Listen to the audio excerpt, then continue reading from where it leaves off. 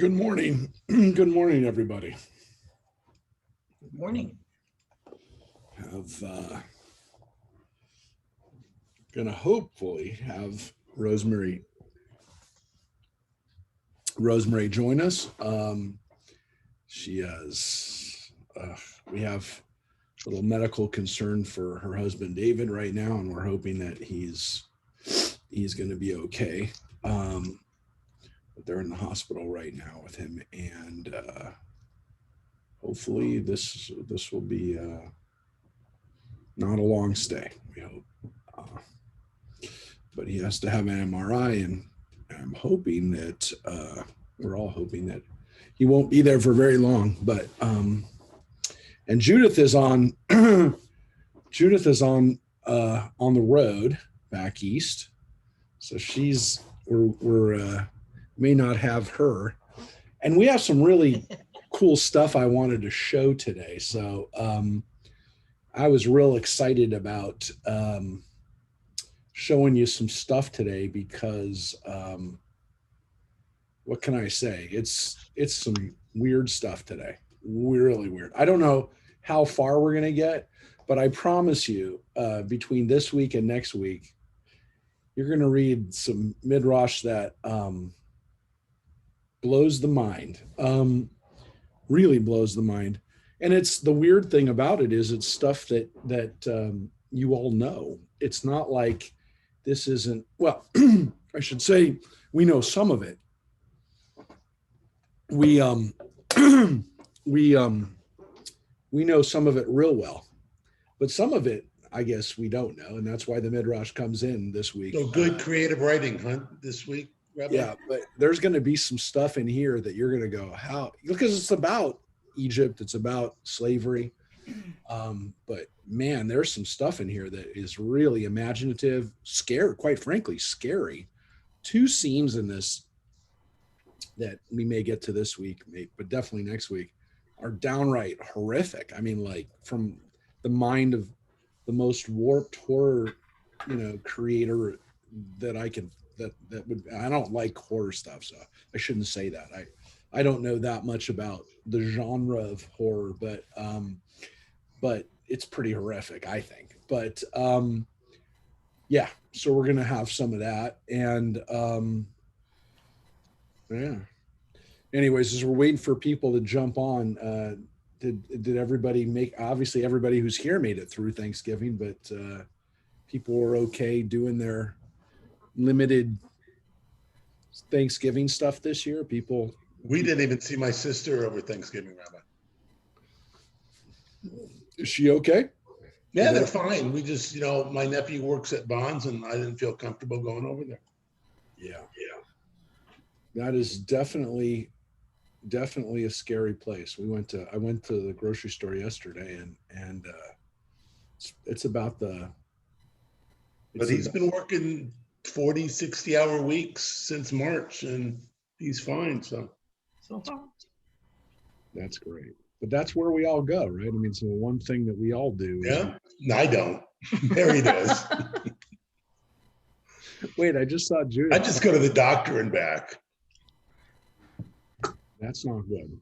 But so, Mary, are you getting all the groceries, or do you have somebody else deliver some of them? Is it, when you say you're not going, is that you're going sometimes, but she's going all the time. Yeah. My sister gets everything delivered. From her son. No, I'm just kidding. There you go. No, Andrew's been at Our Vaughn's. daughter, at the beginning, our daughter delivered all our groceries. I would just give her a list and she would drop it on the front porch and back off. But I began to feel like a child, so I decided I could be a grown-up and go to the store by myself. So I've been doing all of our shopping. It's been okay. You wear a mask. People are very respectful of keeping the social distance. And on the store where I shop, they have arrows showing which direction you should go in. And I go the opposite way. That's why I don't go. But you. I'll like you, Mike. Yeah. But let me ask you a question. So Andrew's been at Vaughn's for a long time, like a really long time. Yes. He's also going to CSUN to get his his teaching credentials. He's going to start teaching That's awesome. special ed. That's wonderful. He has But, another yeah, one or but two more. he really knows. He has his system down over there. I've seen him at Vaughn's before, and he has the system down there. But Yeah, he's at the Vons now on Lyons and Wiley Canyon. right. Yeah, not the one I go to as much, but occasionally Right. I get in there. But yeah, good for him. I mean, those people that are working, especially at the grocery stores, are really deserving of our admiration and appreciate. Because they're the people that everybody's going there. So Right. anyways, well, I saw Judith pop on for literally a half a second, and I think she was just teasing us. I'm gonna get us up on Facebook this morning, and then but I was really hoping we'd have everybody here. I know people are still drifting around from well, some people are out of town. Jeff, what's Denver like for Thanksgiving? Again, Joyce and I were just at home, had a small turkey and the stuffing. She loves the stuffing and her potato casserole. So real small. Now she's doing something adventuresome as we speak. She's visiting Dave. Her and Dave are meeting in Las Vegas. But he's back in the U.S.? Oh yeah, no, he's in Port Hueneme. Oh, okay. That was the real ironic thing, is he took a while to find a place. He ended up getting moved to Port Hueneme when we moved to out of California. It would have been 90 minutes from home. Well, that's funny. And then he can't only go 400 miles from base, and they looked at places to be inside of Las Vegas. So Joyce drove there herself. How long of a drive is it to Vegas from where you are? Let's see, it was like 9 hours to Utah, and then 5 hours the next day. So like 14 hours. And unfortunately, it was just cold. She didn't have any bad weather going through the mountains. Right. So they're having fun. Good. Well, we're just so you know, if he needs anything in Port Hueneme, my brother-in-law, Chaz, is the assistant city manager now of Port Hueneme. He used to be really? For they years. Live out there? Years. No, they live here, but for years and years he worked for Pasadena. He worked for the city of Pasadena, and then he moved to Port Hueneme. So, I mean, he moved his job. So, interesting about Port Hueneme, it has more cannabis stores than it does restaurants. I don't know. I've never heard of that before, but yes, they indeed have seven dispensaries and less restaurants. But we lived in a little town. Definitely less bars. I think he said there's like only one or two bars. When we lived in Arizona, we lived in a little town about 3,500, and we probably had 5 or 6 bars. Yeah, we had more bars than churches. This was not. Yeah, this is not the case in Port Hueneme. But there you go. He says no, it's a major source of revenue there, and he says there's probably more coming online. So unlike some communities that have fought it, like Santa Clarita, they've completely embraced it there. And it's not like they're not a law enforcement, community. They have a lot of law enforcement. Obviously, they have a lot of military folks there. But anyways, that's a little bit about Port Hueneme. I don't know much about it, but it's very small. Anyways, we are getting going now. We are today.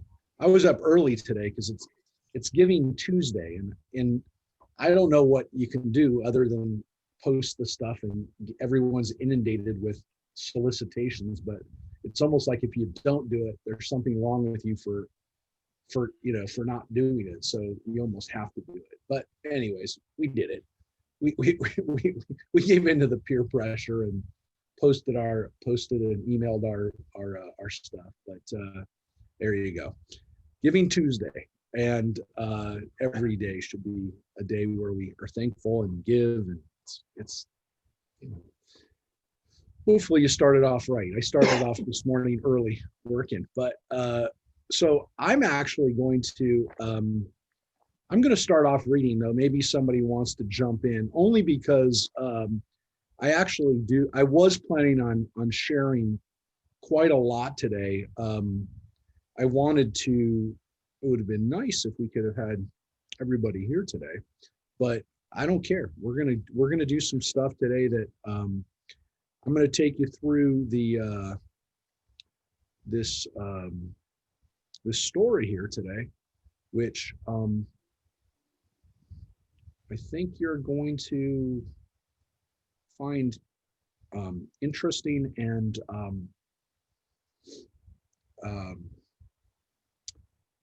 yeah, there's some weird stuff here, as I already said, but we're gonna get going. So where we left off last week was Moses in the incident of saving one of his people, one of the Israelites. As we know, he kills an Egyptian taskmaster. He tries not to get caught, and he does in fact get caught, because essentially he realizes that his own people are going to turn him in. We talked about that last week, that it's, according to the Midrash, it's Datan who actually catches him and rats him out, if you will. And that's what we left. And again, I mentioned that this was part of the Ten Commandments movie. This story of Datan being the bad Israelite, so to speak, the one who says to Moses, you know, what are you going to turn me in? You're going to kill me too? Are you going to, you know? And so, as we mentioned, Edward G. Robinson in that role was interesting because he was one of the only Jews actually in that movie. And I also wanted to show you, you know, this kind of crazy idea of, you know, what Moses was like. There's Charlton Heston as the middle-aged, young adult, whatever, pre-flight Moses. What was he like? I was trying to find some other pictures of him too, because they have him in this part of the movie, which is still about an hour and a half into the movie. He hasn't even left Egypt yet. And it's about, I want to say it's about an hour.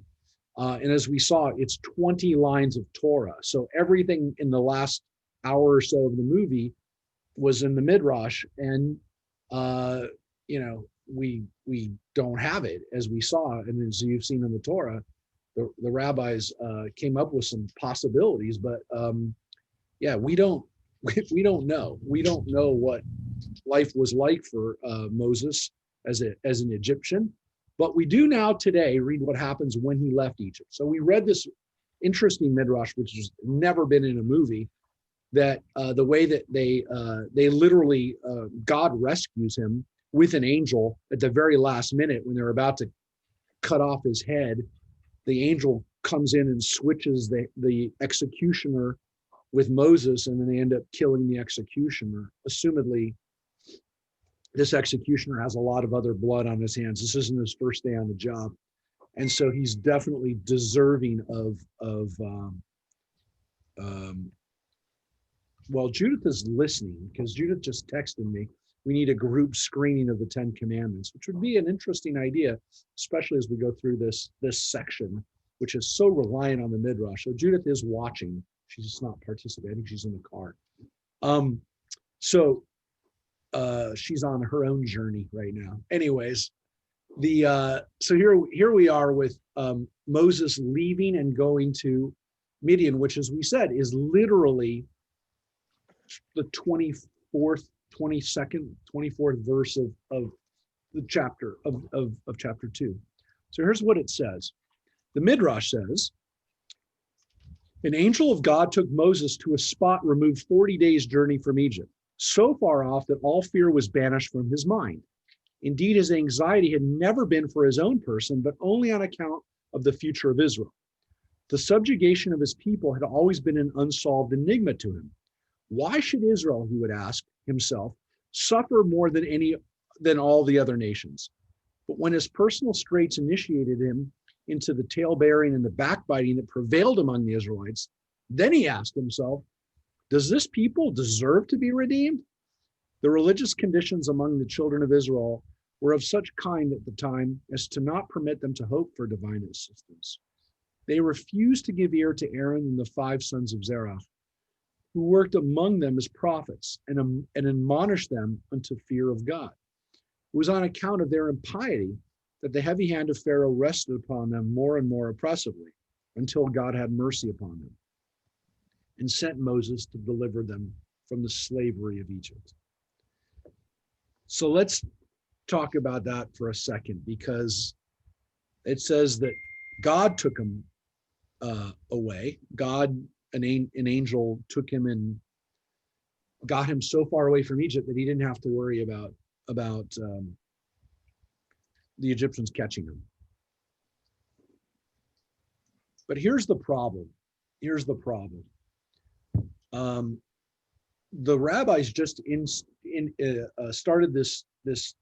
Well, Ginsburg organized it, but what we just got hit with right now was this issue of the Israelites in Israel and Egypt, and this idea that we sometimes step back, and the rabbis did, and we still do, that we blame the victim. You know, that there becomes this strain to try to figure out, did we deserve to be enslaved? Did we deserve the punishment that we got? So on one hand, it says here that Moses was upset because he said, why are the Jewish people persecuted so much? Now, remember, this is really the first persecution of the people. We weren't a people before. You could say we were a family, we were individuals like Jacob that were fearful. Isaac and Abraham were fearful of their environment and their neighbors. Jacob definitely was. But to be persecuted, any other nation, this is the first time. Now, clearly the rabbis let something slip here, which is this was written after already hundreds and hundreds of years of other persecution.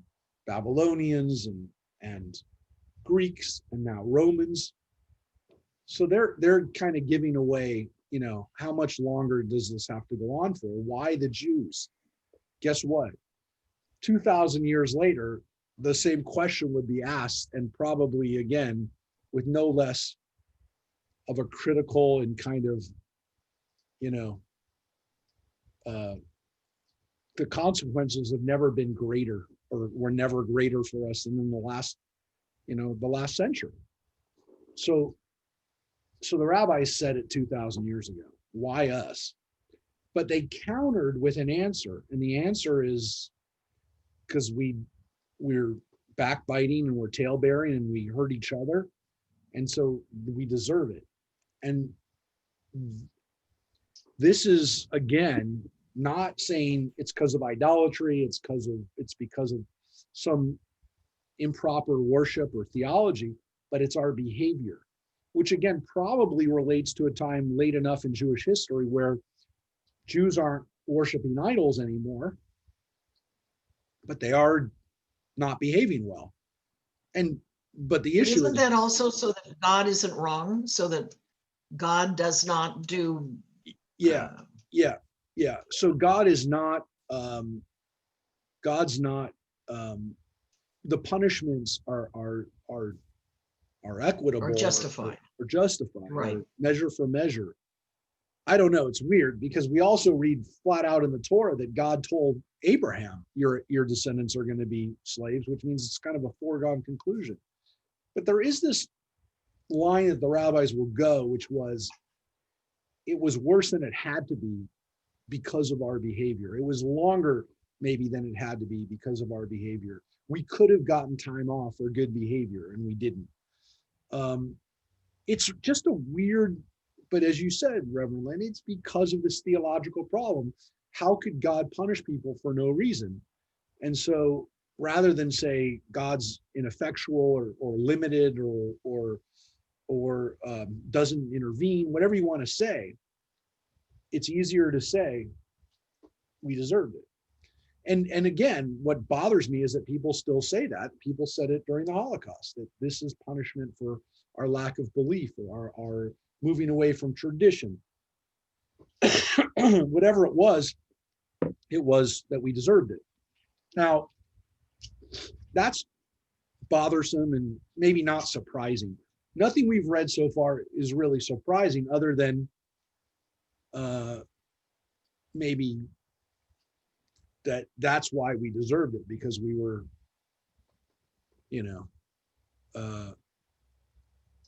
maybe that's not really high on the list of wrongs, if you will, but whatever. I mean, but what's really surprising is this next text, the next part, which says that God had sent other people before Moses, because we don't get that in the Torah at all.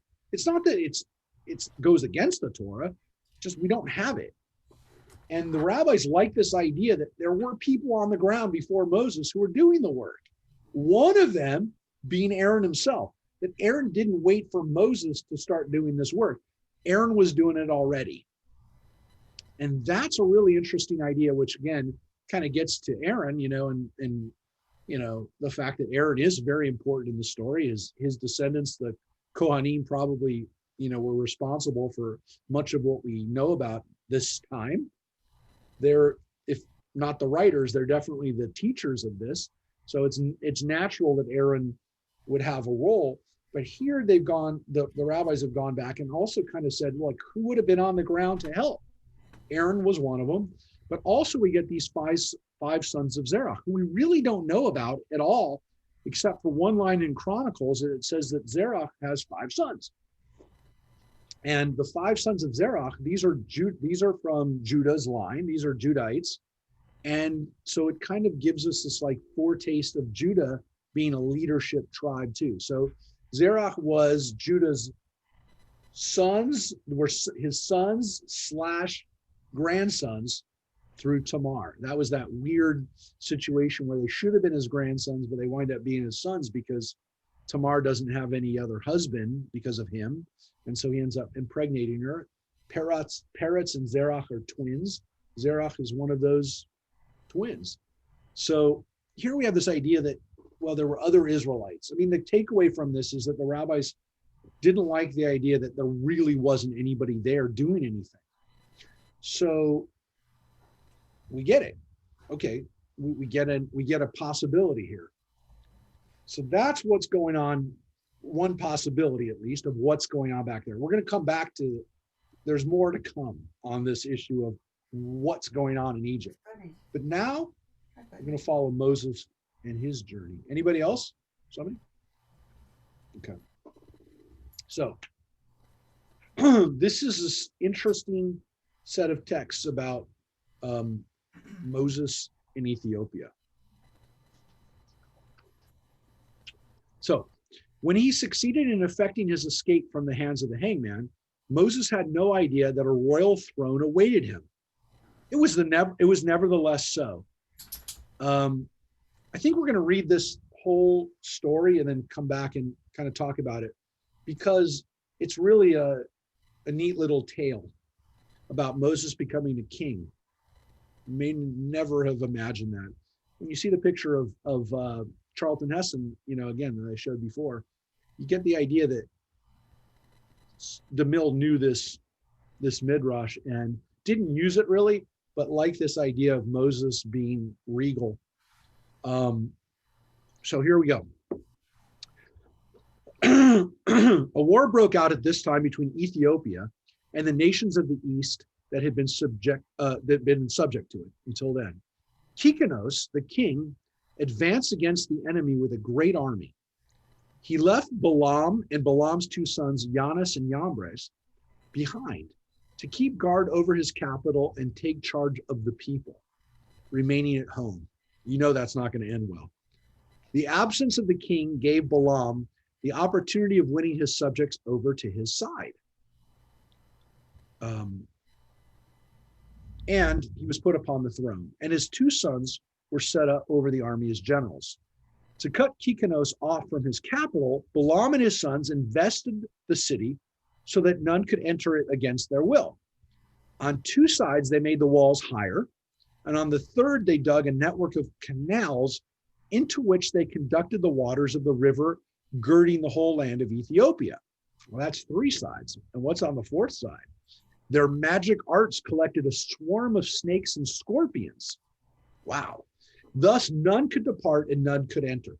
So 2 sides of the castle of the city are rivers. One side is 2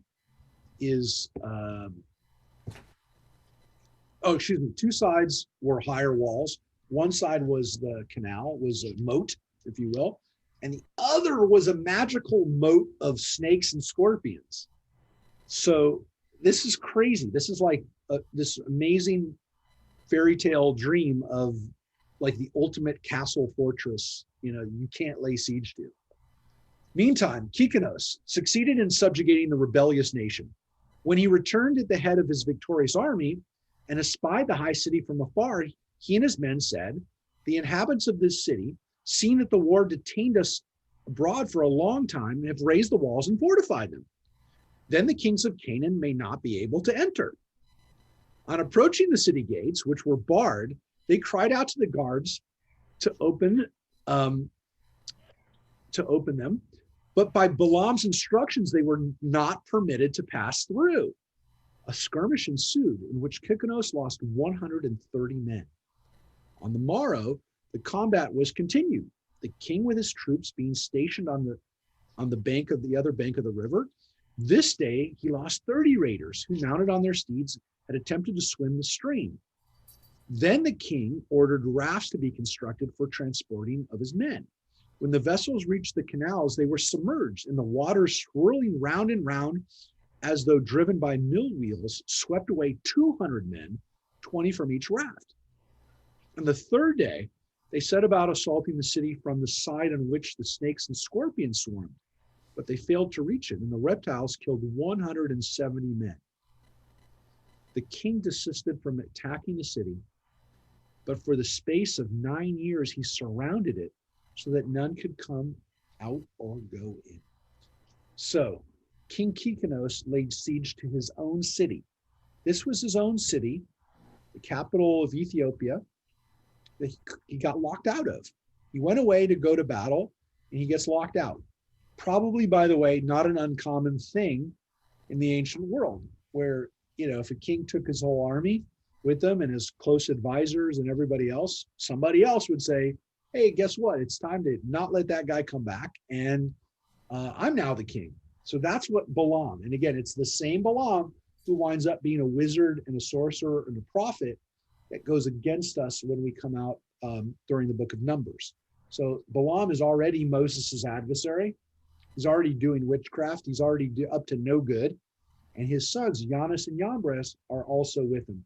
This is part of the legends of Giannis and Yambres, which is part of the Apocrypha, and is like, they're the ultimate bad guys. And that they're also the wizards that are back in Pharaoh's court, making life hard for Moses when he comes there. And they're wizards and powerful wizards in their own right. And so they go to battle against Moses when he comes there, and they're able to counter his first couple of miracles and tricks. They do their own versions of them. So this is these legends that exist about these guys. Well, here they are with their father, Balaam, locking Kikanos out. For 9 years this goes on, by the way. So this is all going on in the backstory of Moses. Where's Moses? While the siege was in progress, Moses appeared in the king's camp on his flight before Pharaoh, and at once found favor with Kikanos and his whole army. He exercised an attraction upon all that saw him, for he was slender like a palm tree. His countenance shone as the morning sun, and his strength was equal to a lion's. So deep was the king's affection for him that he appointed him to be commander-in-chief of his fortress. This kind of goes back to the Charlton Heston guy. We read a Midrash last week that Moses, on the contrary, was not very physically appealing, and actually was against his appearance was this wonderful, controlled man in charge of his own instincts instead of giving away to his baser instincts, which again seemed to be belied by his outward appearance. Here in this midrash, now Moses is good looking, charismatic, everybody loves him, and Kikanos puts his army. So now you're going to see, how does Moses get them out of a jam? While the siege was in progress, Moses appeared in the king's camp. Oh, I read that. So at the end of 9 years, Kikanos fell prey to a mortal disease, and he died on the 7th day of his illness. His servants embalmed him, buried him opposite to the city gate toward the land of Egypt. And over his grave, they erected a magnificent structure, strong and high, upon the walls whereof they engraved all the mighty deeds and battles of the dead king, which is a kind of a very Egyptian, Ethiopian, Cushite thing to do. Now, after the death of Kikanos, his men were greatly grieved on account of the war.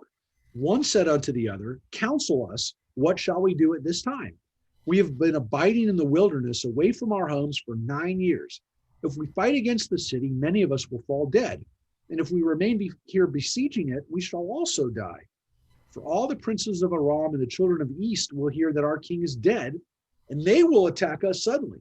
They will fight with us, and not a remnant will be left. Now, therefore, let us go and set a king over us, and we will remain here besieging the city until it surrenders to us. So they basically all say, we're between a rock and a hard place. Let us figure out who's going to replace Kikanos. Well, guess who replaces Kikanos? King Moses. Yep. They could find none except Moses fit to be their king. They hastened and stripped off each man his upper garment and cast them in a heap upon the ground, making a high place on top of which they set Moses. Again, a very kind of Greco-Roman kingly thing to do. They blew with their trumpets and called out before him, long live the king, long live the king. And all the people and the nobles swore unto him to give Adoniah, his wife, for wife, the Ethiopian queen, the widow of Kikanos, and they made Moses king over them that day. So they made him the king in Kikanos's place, and even said that Adoniah, the widow, is now going to be his wife. Now, again, assumedly, Adoniah is back in the castle. Again, it's a very fairy tale-like story. Let's continue. As I said, we're going to read through it and we'll discuss it. They also issued a proclamation commanding every man to give Moses of what he possessed. And upon the high place they spread a sheet, wherein each one cast something. This one a gold nose ring, this one a coin, and onyx stones, bdellium, pearls, gold, and silver in great abundance. Moses was 27 years old when he became king over Ethiopia, and he reigned for 40 years. On the 7th day of his reign, all the people assembled and came before him to ask his counsel as to what was to be done to the city they were besieging. The king answered them and said, if you will hearken to my words. This didn't take 27 years, by the way. This is the end of the siege time. It already gave away that he's going to be king for a long time. If you hearken to my words, the city will be delivered into our hands. Proclaim with a loud voice throughout the whole camp unto all the people, saying, thus saith the king, go to the forest and fetch hither of the young of the stork, each man one fledgling in his hand. And if there be any man that transgresses, the word of the king, not to bring a bird, he shall die.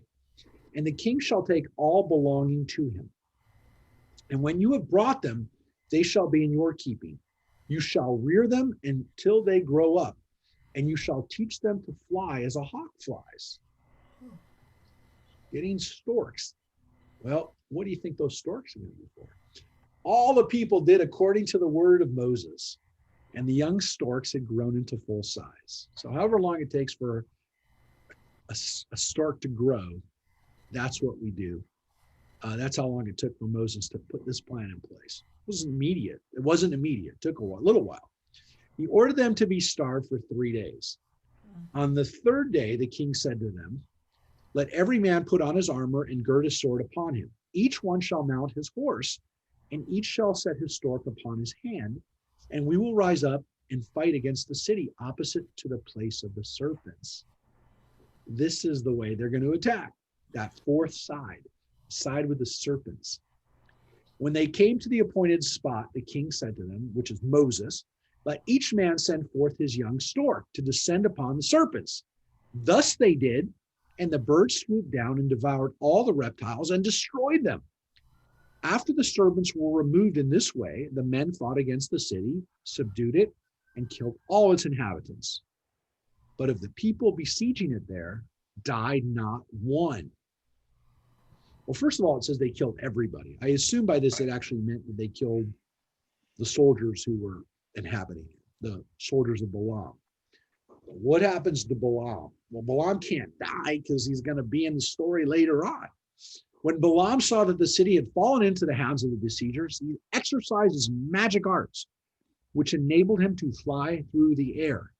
And he carried with him 2 sons, Jannes and Jambres, and his 8 brothers, and they all took refuge in Egypt. So that is the story of how Balaam lives to fight another day. Not to, again, he's always going to be a problem for Moses. But now what happens when Moses is king? Moses is king of Ethiopia. Not a job that he necessarily wanted to have. Let's take a look. Seeing that they had been saved by the king and the city had been taken by his good counsel, the people became more than ever attached to him. They set the royal crown upon his head.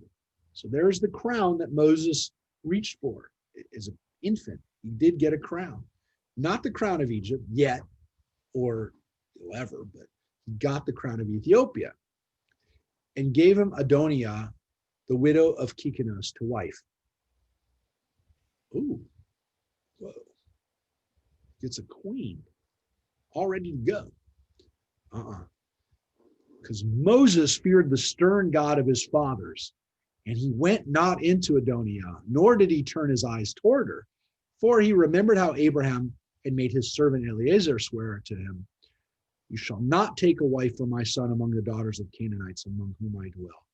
He also remembered what Isaac did when Jacob fled before his brother Esau, how he commanded his son, saying, thou shalt not take a wife from the daughters of Canaan, nor ally thyself by marriage to the children of Ham. For the Lord our God gave Ham the son of Noah and all his seed as slaves to the children of Shem and Japheth forever. So let's pause right here, though. Well, actually, let's finish the story. We'll come back. I do want to get to the intermarriage part here. At the same time, Aram and the children of the east heard that Kikanos, the king of Egypt, had died, and they rose up against the Ethiopians. But Moses went forth with a mighty arm to fight against the rebellious nation, and he subdued them. First, the children of the east, which means again like Babylonia and the area of Persia, that far east, and then Aram, which is Syria. Moses continued to prosper in his kingdom. He conducted the government in justice, righteousness, and integrity, and his people loved and feared him. In the 40th year of his reign, while he was sitting upon his throne one day, surrounded by all the nobles, Adoniah the queen, who was seated before him, rose up and spoke.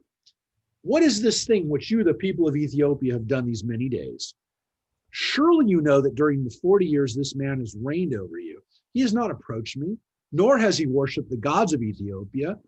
Now therefore, let this man reign over you no more, for he is not our flesh. Behold, Monarchos, which of course means king, my son, is grown up. Let him reign over you. It is better for you to serve the son of your Lord than a stranger, a slave of the king of Egypt.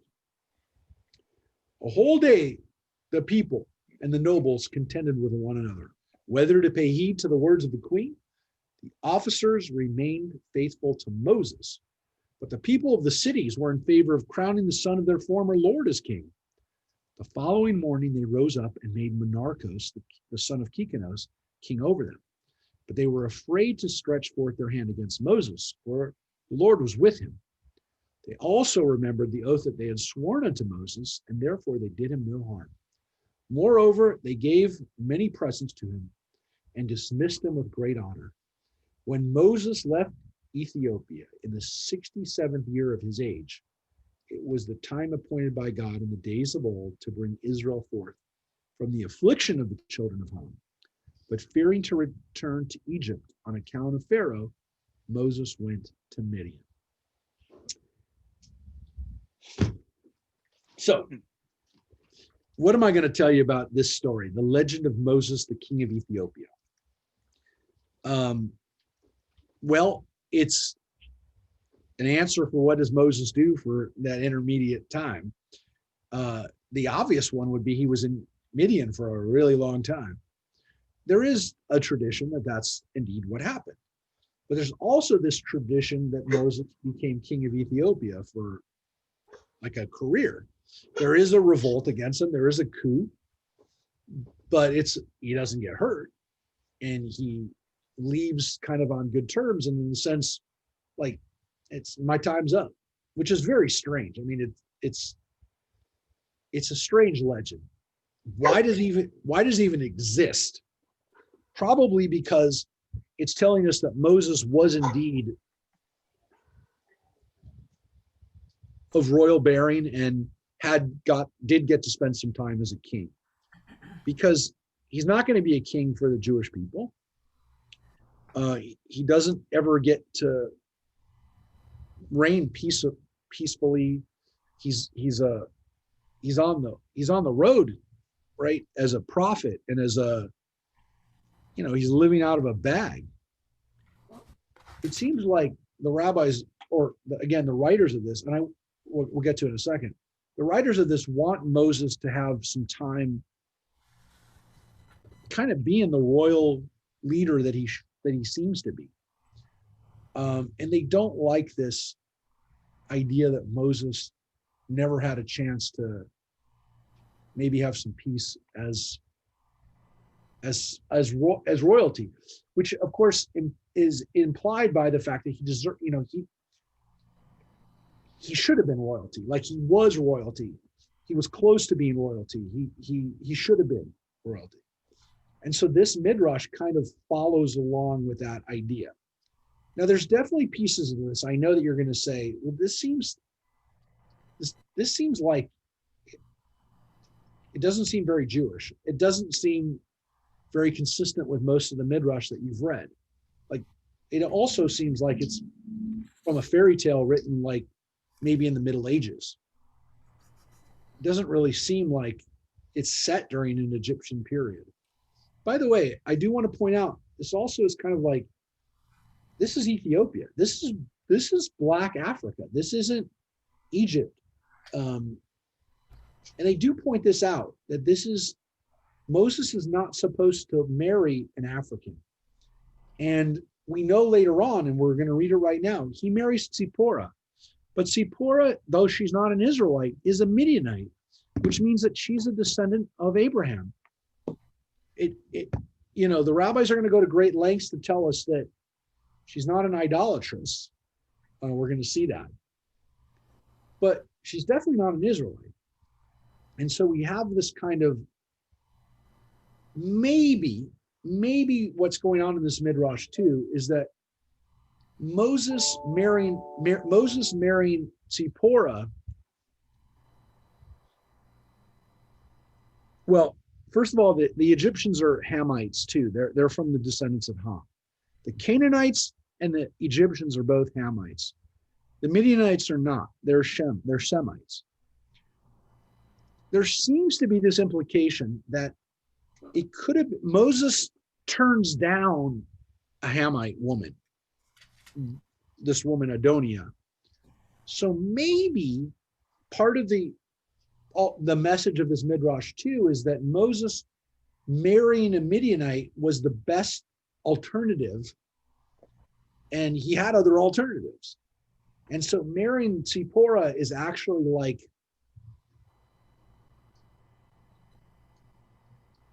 it's almost like saying that was for sure the best he could do. And at least he didn't marry a Canaanite or a Hamite or a Egyptian or an Ethiopian. By the way, skin color isn't the issue here at all. You never see skin color being an issue at all. And from what we know, the Canaanites looked exactly like Israelites. I mean, exactly like Israelites. The Egyptians probably looked a little different, but maybe not that much different from Israelites either at the time. So this isn't about genetic, it's not about racial or ethnic differences or physical appearances at all.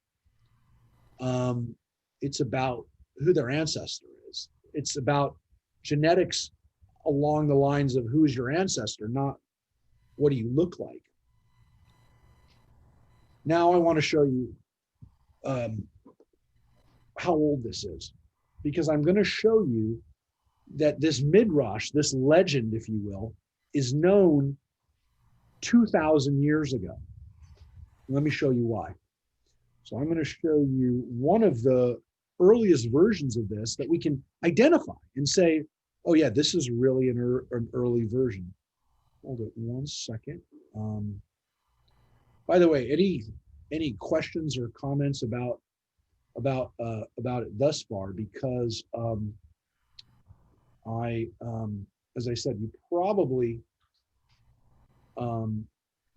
this probably again is a little like, where does this even come from?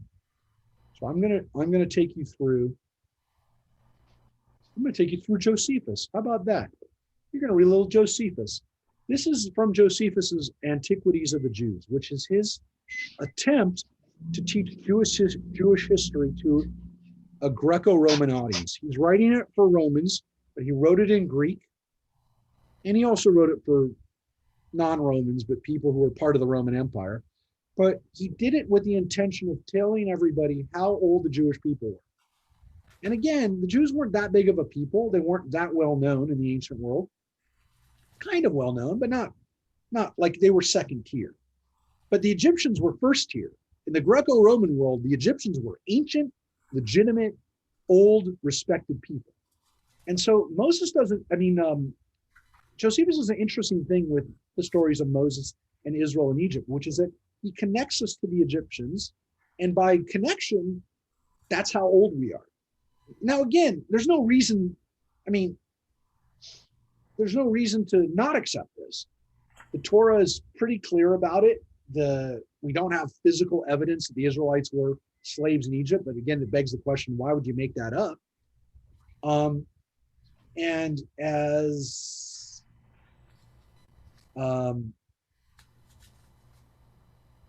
as we're going to see from Josephus's writings, when he goes down to Egypt, or when he goes down to Ethiopia, he saves them from a bad king, Balaam, and leads this attack. Now here, this is Josephus' version of it, which is a little different, but it's similar enough that you can see that the legends about Moses were there. So here's the story that we have in Josephus. It says here, the Ethiopians, who are next door to the Egyptians, and again, Josephus explains it for people who don't understand the geography of Egypt, made an inroad into their country and attacked Egypt and took off a bunch of treasure from them. And it says that the Ethiopians followed after them in pursuit as the Egyptians were trying to get their stuff back. And it says right here, the Ethiopians ended up attacking Egypt, and they went as far as Memphis, all the way up towards Cairo today, past Cairo. The Egyptians, under the sad oppression, betook themselves to their oracles and prophecies, and when God had given them counsel to make use of Moses the Hebrew and take his assistance, the king, and this is back in Egypt, commanded his daughter to produce him so that he might be a general of the army. This is now Moses being a general of the army of the Egyptians against the Ethiopians. Moses, under the persuasion of Thermutis, which is who Josephus calls Bithia, that's his name for Moses's Egyptian adopted mom. I don't want to spend too much time with this. Moses was their general, but Moses prevented the enemies and took and led his army before those enemies were apprised of his attacking them. For he did not march by the river, but by the land, where he gave a wonderful demonstration of his sagacity. For when the ground was difficult to be passed over because of the multitudes of serpents, which it produces in vast numbers, and indeed is singular in some of those productions, all talking about how many snakes there were, Moses invented a wonderful stratagem to preserve the army safe and without hurt. For he made baskets like unto arks, right, like he was in, of sedge, and filled them with ibises. Ibis. And he carried them along. And the ibis are storks, right? These are the river storks of Egypt, which animal is the greatest enemy to serpents imaginable, where they fly from them, and when they come near, and as they fly, they're caught and devoured by them. As again, the ibises are tame creatures. The serpents, the ibises, go crazy and they eat them. And I love what he says here. I'm not going to say anything more about them at present, since the Greeks themselves, you don't know about these birds. So I'm not going to say anything more about these birds. But as soon as Moses came to the land, which was the breeder of these serpents, he let loose the ibises. By their means, they repelled the serpentine kind and used them for his assistance before the army came upon that ground. And when he had thus proceeded on his journey, he came upon the Egyptians before they expected him, and joining battle with them, he beat them and deprived them of their hopes. And he has great success against them and went on overthrowing their cities, and indeed made a great slaughter of these Ethiopians. And he goes to war against the Ethiopians in Josephus. So Josephus' story is a little bit different in that Moses is not king of the Ethiopians when he uses the serpents, uses the storks against the serpents. This is a slightly different version, but check out what happens next in Josephus. He lays siege to this city, which the main Ethiopian city called Saba, which he says later on was called Miro. And the place was besieged with great difficulty because it was surrounded by rivers, parts of the Nile. Again, like the Midrash we read, surrounded by that, and it was impossible to get to. There were ramparts, and so they laid siege to it. But Moses was uneasy at the armies lying idle. And this is what happened. Sarbis was the daughter of the king of the Ethiopians. She happened to see Moses as he led the army near the walls. You can guess what's going to happen here.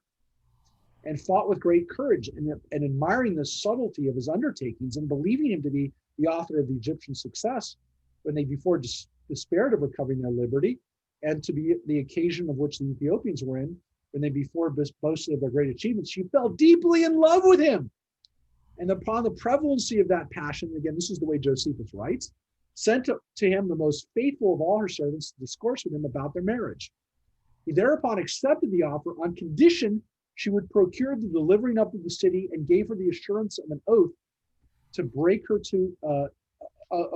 take her to wife. And that when he had taken possession of the city, he would not break his oath to her. No sooner was the agreement made, but it took effect immediately. And when Moses had cut off the Ethiopians, he gave thanks to God, consummated the marriage, and led the Ethiopians back to their land. Whoa. So he winds up being king of the Ethiopians in that story, but it's through the marriage of the princess that he becomes the king. And again, it's through subterfuge and crazy sieges and things like that Moses becomes king of the Ethiopians. It says that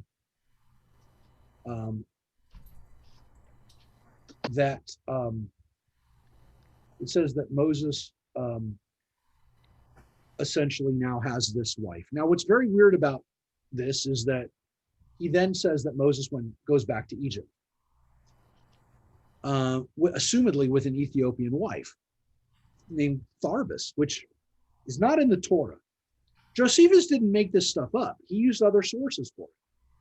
A couple things, by the way, I do want to point out too, that in all these stories that Josephus, the Midrash all preserve, and what we have from the ancient world too, other sources, is that the Ethiopians sometimes were in control of Egypt. Now, this is a big issue because, again, there are discussions in the African American or African communities around the world whether the Ethiopians were, whether the Egyptians were black. Ethiopians most certainly were very dark skinned, if not, again, similar to what Ethiopians look like today. I mean, I think it's reasonable to assume that they were much darker than the Egyptians. So whether or not the Egyptians themselves were dark skinned, the Ethiopians were, and the Ethiopians, at least according to many sources, were very, very powerful. What Josephus seems to be hinting at is that Moses wound up with another wife, with an African wife, which may have been the Cushite wife that the Bible tells us in Numbers that he's married to. So Josephus might have an interesting midrash here, which explains how Moses wound up with a black or Cushite wife. The problem the rabbis don't want to deal with, and again, that nobody seems to want to deal with, is that Moses was married to a Hamite, that at some point he not only had Zipporah, or again, how do we come to terms with that Moses was married to a Hamite? Josephus doesn't have any issue with it. The rabbis did.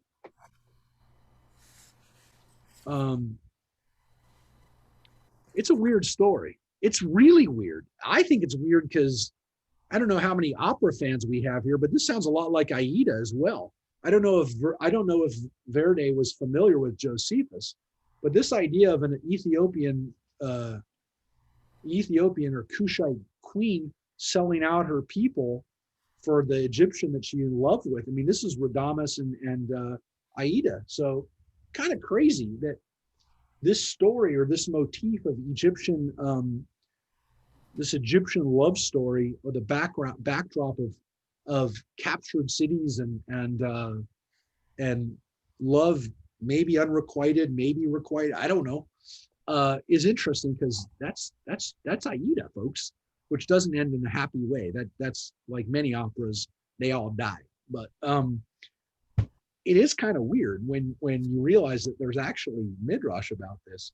All of it, again, still, what happened to Moses for 40 years or so? We don't really know how many years even. He's in Midian, or he's not in Egypt, and he comes back and leads the people. But how long was he there for? It's anywhere from, I mean, it's honestly anywhere from like 60 years or on that he's not in Egypt. I mean, it can't be longer because, as we said, for 40 years he's leading the Jews in the wilderness. And even if Moses' return only happened over a year, that the plagues and all that scene happened over a year, it still means that for Moses, we don't know how old Moses is, by the way, when he kills the Egyptian, but somewhere, let's say he's 20, somewhere between 20 and 79 at the most. Could be less, but could be 40, 50 years that we don't know what happens to Moses. And it seems as though the sources much prefer that Moses was up to really dynamic and crazy royalty / warfare / the warrior king, then he's a shepherd tending to the flocks. But we do have midrash that he did exactly that. So you have these kind of different strains of what Moses was up to. He's either living a very relaxed, sedentary shepherd type life, which is like the ultimate, I got a really good job, very good job security. I like my life a lot, and I'm going to give it up to do this mission. Or he's always been leading people. He's always been doing great stuff. And now he's going to do it for his own people. He's done it for the Egyptians. He's done it for the Ethiopians. He's done it for other people. Now he's going to lead his people. two different streams. You can understand why we have these stories. You can understand, first of all, we have this vacuum to fill. And so then the question is, are we going to fill it with Moses being an amazing leader? Or are we going to fill it with the guy is just, I just want to be left alone. I want to raise my sheep. I got a nice wife. I got a nice life. I got a couple kids. Just leave me alone. Both possibilities. And the Torah, I think, goes more towards the latter, which is that Moses is just having a good time doing what a father / shepherd does. Let's turn back to the Midrash collection. Does anybody have any questions or comments or things that, because again, I doubt, unless you really are deep into Midrash, I doubt you've heard the stories of Moses in Egypt. So in Ethiopia. So you might still be processing this, but any questions or comments or thoughts or connections that people make from this? I went through it kind of fast because Rabbi, the story. Yeah.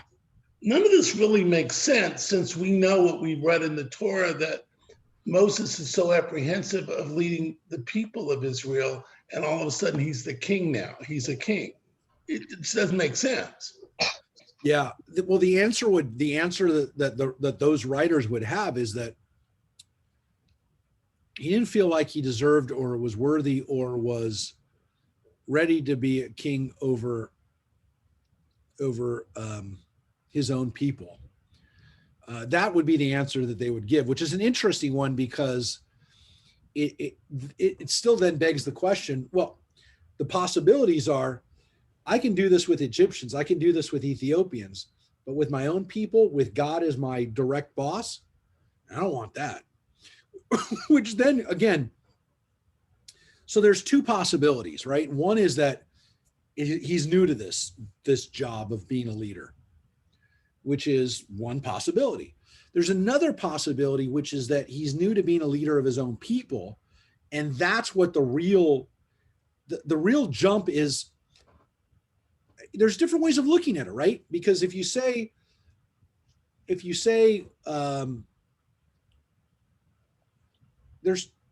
there's two ways. I mean, I don't know what really a good analogy could be is let's say,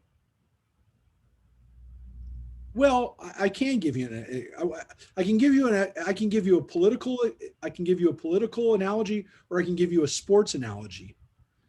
But there is this weird, dang, I know I'm going to get in trouble for saying this. There's this weird thing about Joe Biden, which not only does he have a speech impediment, I know I'm going to get in trouble for saying he's like Moses, and that's not what I'm saying. But there's a narrative that you could have, which is, hey, he's always been close to power. He's always been in the realm. He's led, he's been in the Senate, he's been vice president, but he's never been president. And how much harder, like all that is nothing compared to being president. So all the other stuff he's done is nothing compared to being president, because that's really being in charge. So all the other stuff that he's done, while it's impressive, isn't really impressive if he's called on to do a job that is so much harder for him to do now. So that's like one possibility. The other possibility is you have a guy that's never led before.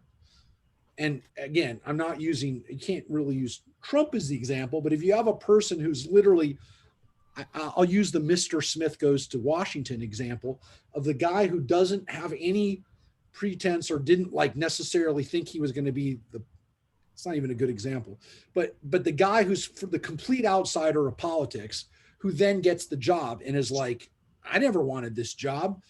And then he gets the job. So there's two ways of looking at it. And one of them, again, it's saying you've been here and then you make this little jump, but it's a huge jump because you're doing something that you never thought you could do. Well, you came so close, but you never did it. Now you're leading your people, Moses. You never got this responsibility. Everything else you did before, playing around as king of Egypt, playing around as king of the, of Ethiopians, whatever, Prince of Egypt, king of Ethiopians, that's child's play compared to what you're doing now.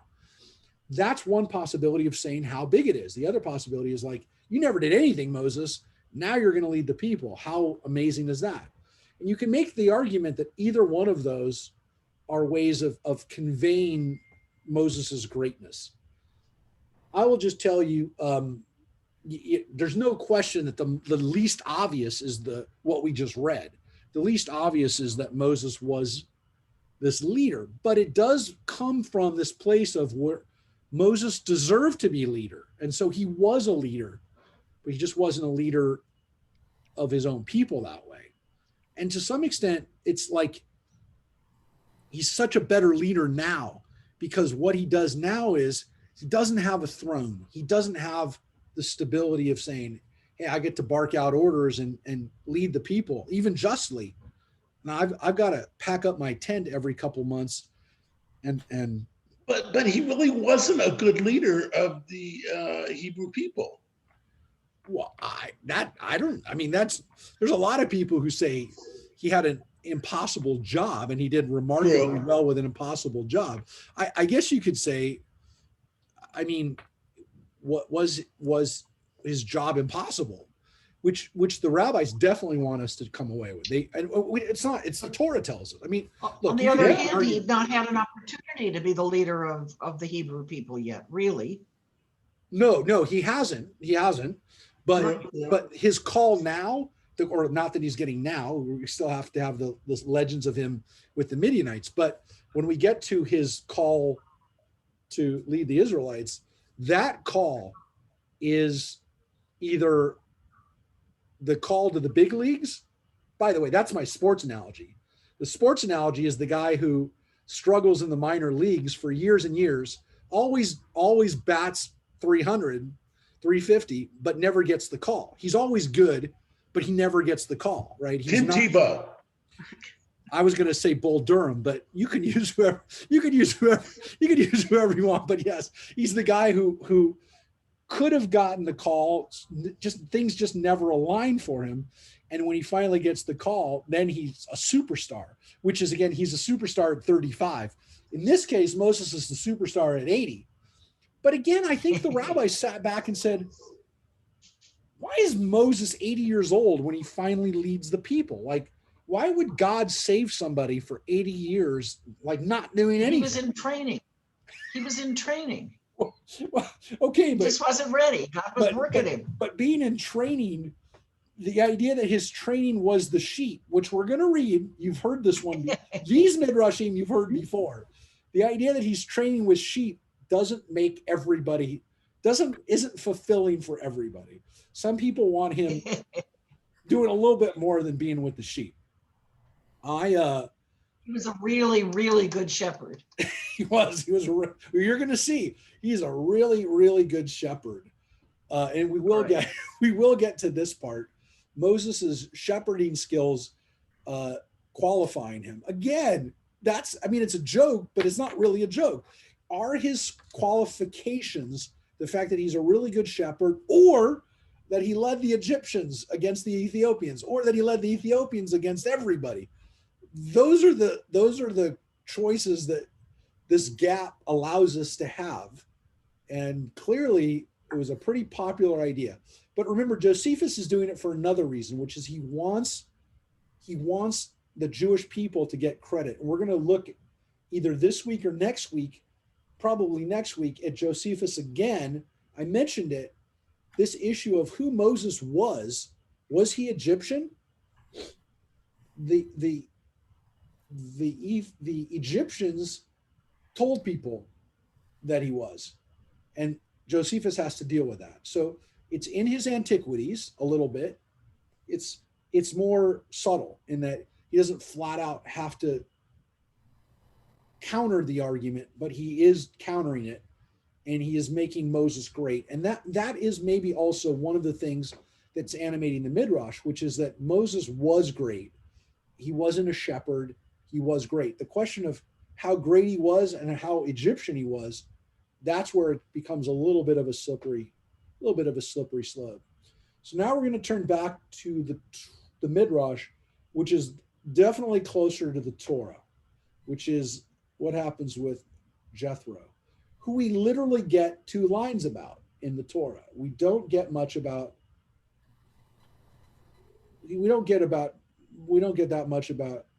who he is. And actually, for the sake of taking just a couple of seconds, folks, let's just take a quick gander at this very limited story about who Moses is. And by the way, it's always entertaining also, isn't it, to see just how little there is in the Torah, folks. There is this, you almost have to just keep reminding yourself, or I feel like I have to just keep reminding myself how little there is about Moses in the Torah, his overall story, but definitely his bio. So here we are in verse, I'm sorry, I always forget, it's even less than I thought. Moses, the part we just read is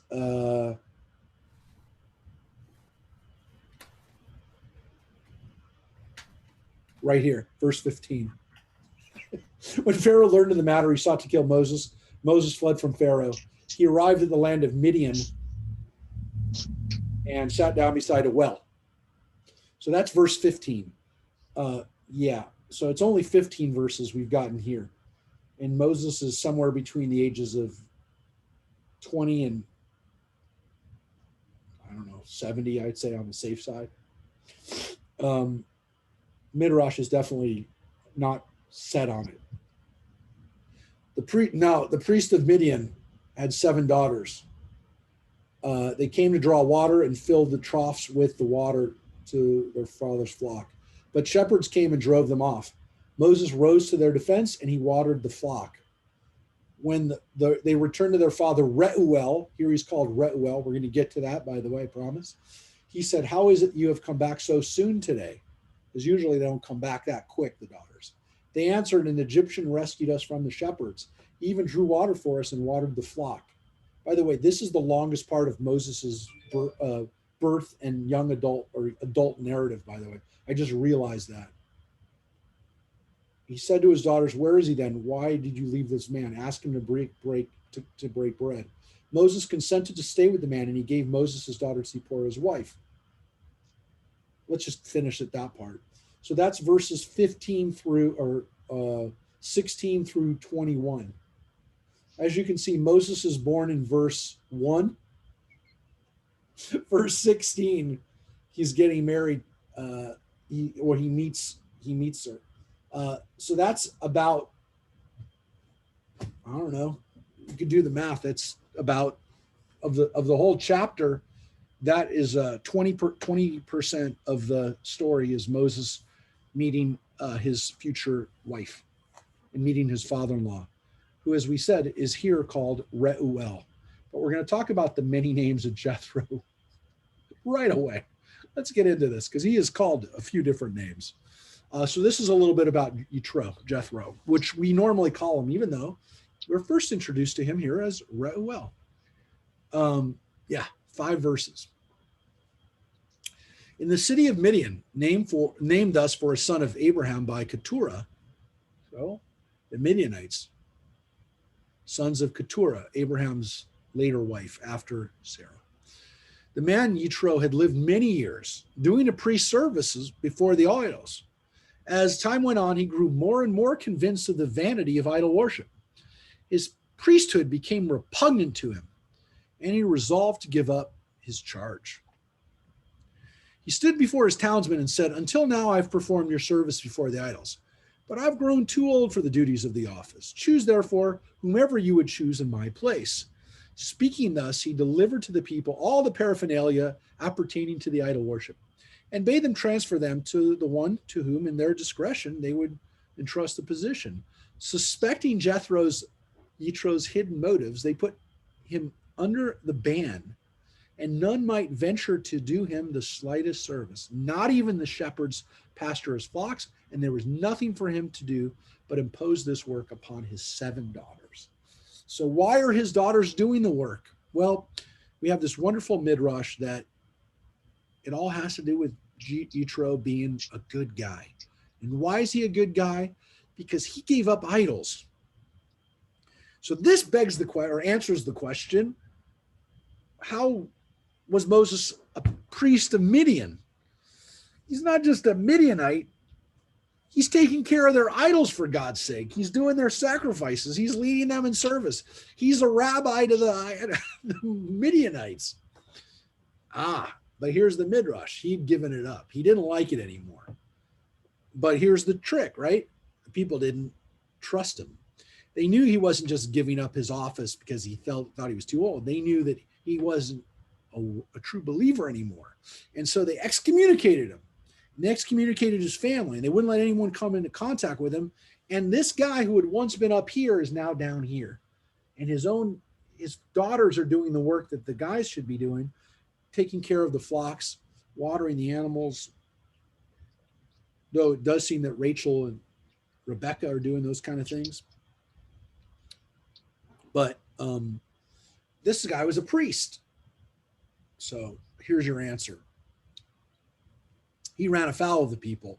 And what does this do? It makes him not an idol worshiper.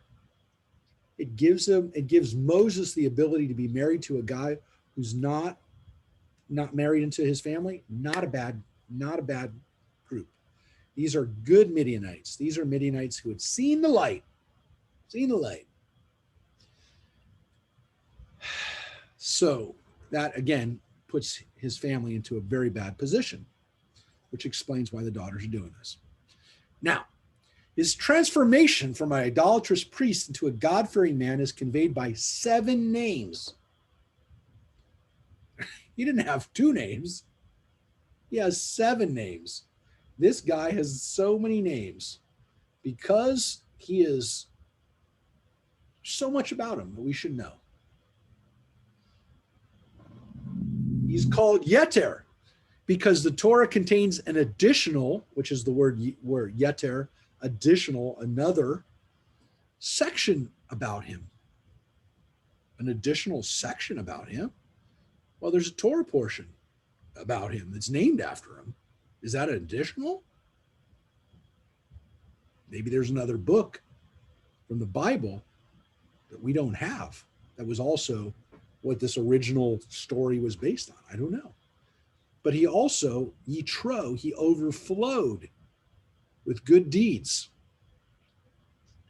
He is also called in another place Hobab, which comes from the word Haviv, or to be loved. He's the beloved Son of God. The other name, Reuel, the one we just heard, means the friend of God, or the colleague of God, or the peer of God. Reu, the word roi, means peer, friend, kinsman. So Reuel means like a friend of God.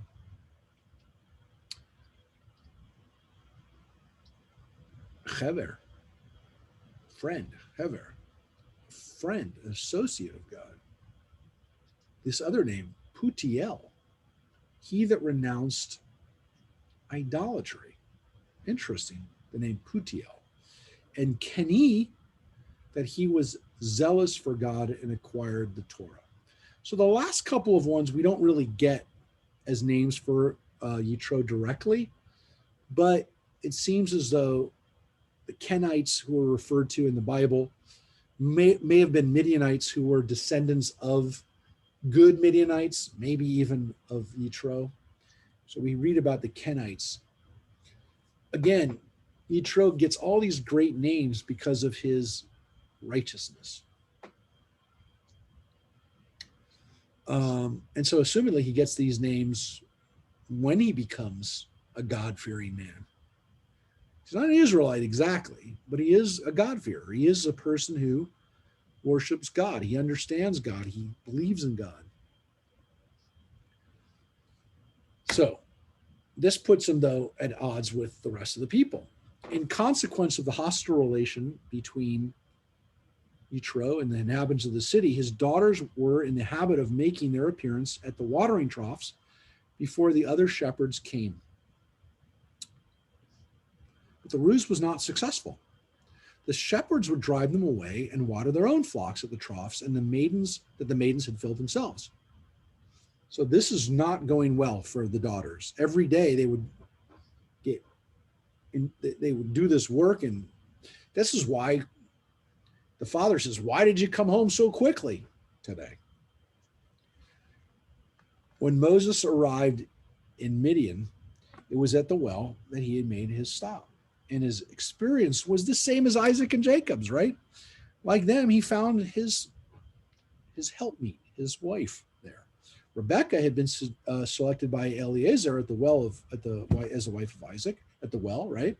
That's where he sees Rebecca while she was busy drawing water for him. And Jacob had seen Rachel first while she was watering her sheep. And at this well at Midian, Moses met his future wife, Zipporah. So this theme, this meeting at the well theme, is very important to the Bible. It is a very important theme. Meeting the woman at the well. The rudeness of the shepherds reached its climax the very day of Moses' arrival. So this was going on for a while, but the worst experience was here.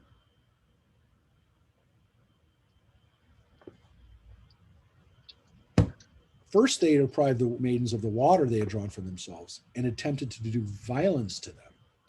And then they drew them into the water with the intent to kill them. So it seems like they were going to try to rape them, and then they were going to try to kill them. At this moment, Moses appeared, dragged the maidens out of the water, and gave the flocks to drink. First Yitro, and then the flocks of the shepherds, though the latter did not deserve his good offices. True, he did them the service, but with little trouble to himself, for he had only drawn a bucketful, and the water flowed so copiously that it sufficed for all the herds, and it did not cease to flow until Moses withdrew from the well, the same well in which Jacob had met Rachel, his future wife, and the same well that God created at the beginning of the world, the opening of which he made at the twilight of the first Shabbat eve. So is this well in the same place that Jacob met Rachel? No. But this well is a magical well. Again, we have a legend that this well, or a magical well, followed Miriam around. But here we have this well is not really Miriam's or Moses's or anything other than God's well. And God makes it appear when it needs to be there. It's a magical well that God created. Remember, at the twilight, all these miraculous things that get created at the very last moment of creation. God creates these things for miracles. And this well is one of them. This well is miraculous, and it's a well that Moses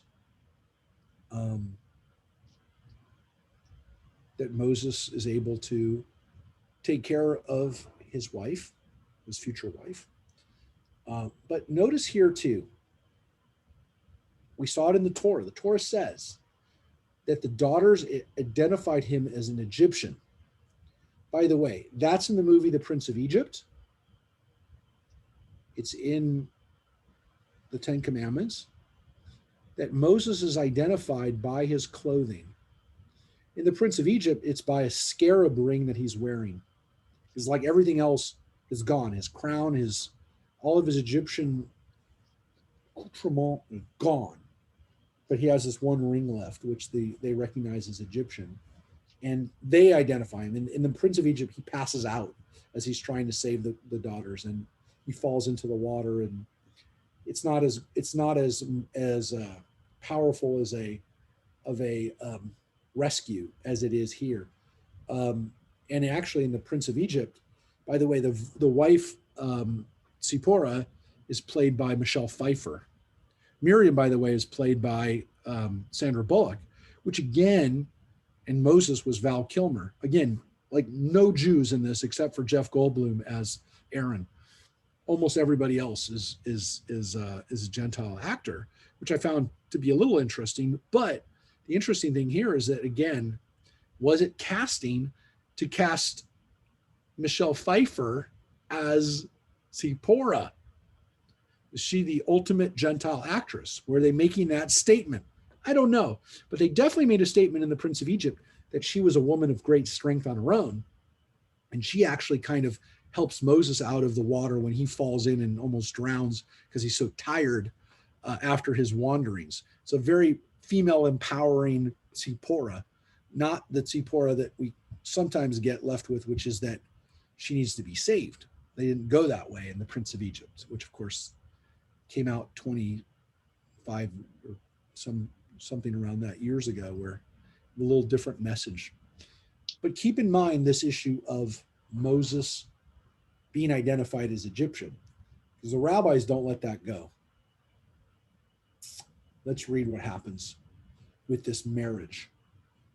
This is an interesting set of midrashim, which again seem to rely on other legends and stories of, I wouldn't say fairy tales, but I don't know what you call them, definitely legendary material.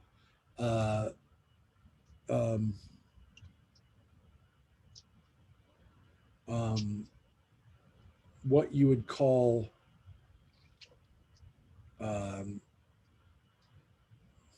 well, let's take a look at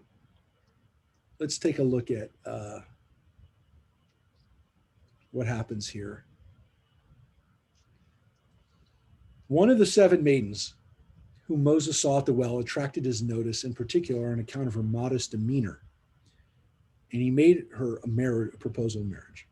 But Zipporah repulsed him, saying, "My father has a tree in his garden, which he tests every man that expresses a desire to marry one of his daughters. And as soon as the suitor touches the tree, he is devoured by it." I mean, you've heard these fairy tales before, right? I mean, I'm not like I love these kinds of stories of legends around the world where, the father won't let the daughter marry unless somebody can do something, and all the other suitors get turned to stone or get eaten up or die, trying to get into a cat. I mean, they're essentially like the Rapunzel story. Well, that theme of you can't get me kind of thing is the theme, right? So I think Rapunzel is the most well-known version, but like I used to read like every legend and fairy tale and stuff. I love those kinds of stories. And again, after a while, you see that everybody has the same kinds of stories. But this father trying to keep his daughter away from, we got one of these. And I'm just telling you, it seems so different from what we have in the Torah, which is that like Yitro is only too happy to marry off his daughter. But you're going to see why. You'll see why we have this midrash. All right. So Moses says, "Where's this tree?" Zipporah, "It is the rod that the Holy One, blessed be he, created the twilight," again, of the Sabbath of first eve, right? Right at the end of Friday night, that first Shabbat of creation. God's creating these miraculous things. So he gives the rod to Adam. Adam gave it to Enoch, who then gave it to Noah, and then to Shem, and then to Abraham, and then to Isaac, and then finally to Jacob, who brought it with him to Egypt. So just before you thought that Abraham had it and maybe gave it to Midian, nope, went through the Jews, went from Isaac to Jacob, and then Jacob gave it to Joseph. So it's another thing that Jacob one day gave to Joseph, this magical rod from creation. You bet you can guess what's going to happen to this rod later on, but don't go there yet. When Joseph died, the Egyptians pillaged his house, and the rod, which was in their booty, they brought into Pharaoh's palace. At the time, my father was one of the king's scribes, and as such, he had an opportunity of seeing the rod. He felt a great desire to possess it, and he stole it and took it to his house. On this rod was the ineffable name, right? It's written there. Yud-He Vav-He is written on there. And also the 10 plagues that God will cause to visit the Egyptians in a future day. Not too long from now, but back then it was a long time. For many years it lay in my father's house. One day he was walking in his garden carrying it, and he stuck it into the ground. When he attempted to draw it out again, he found that it had sprouted and was putting forth blossoms. That is the rod with which he tries. This is the rod that he tries anyone who desires to marry his daughter. He insists that our suitors shall attempt to pull it out of the ground, but as soon as they touch it, it devours them. This is a pretty freaky story, man. This is the tree. This is a rod story, a Excalibur story of, getting stuck in the ground, but then it becomes a Little Shop of Horrors plant. I don't know. This is a scary story, but it explains why Tzipporah is, and none of the sisters are married, but it also, of course, sets the story of how Moses got his rod, right? This is no ordinary rod. This is a rod that he's been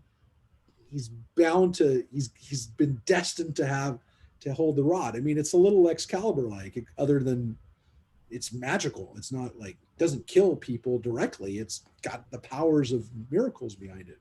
Anyways. So, having given him this account of her father's rod, Tzipporah went home accompanied by her sisters, and Moses followed them. So this is back to, they're not home yet. She already told him, don't fall for the rod trick. Jethro was not a little amazed to see his daughters return so soon from watering the troughs. As a rule, the chicanery they had to suffer from the shepherds detained them until late. No sooner had he heard their report about this wonder-working Egyptian than he exclaimed, perhaps this is one of the descendants of Abraham, from whom I came from, and issues all the blessing of the world.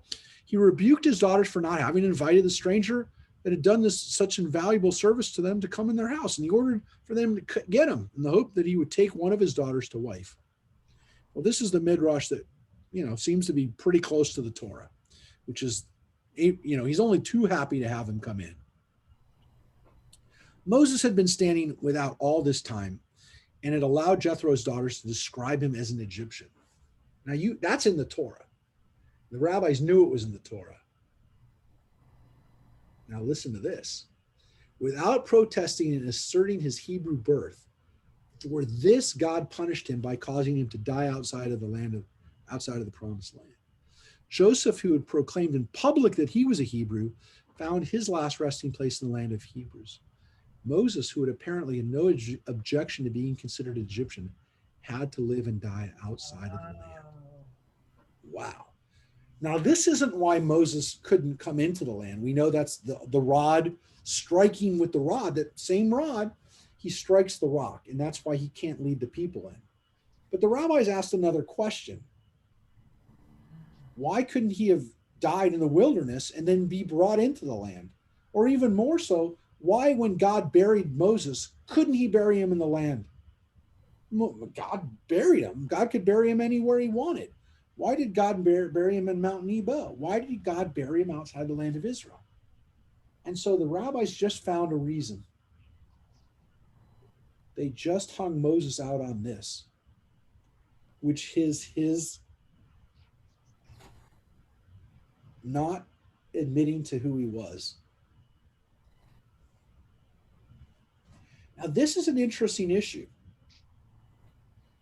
because we know that Moses identifies with the Israelites. He just in the previous verses killed an Egyptian who was hurting an Israelite.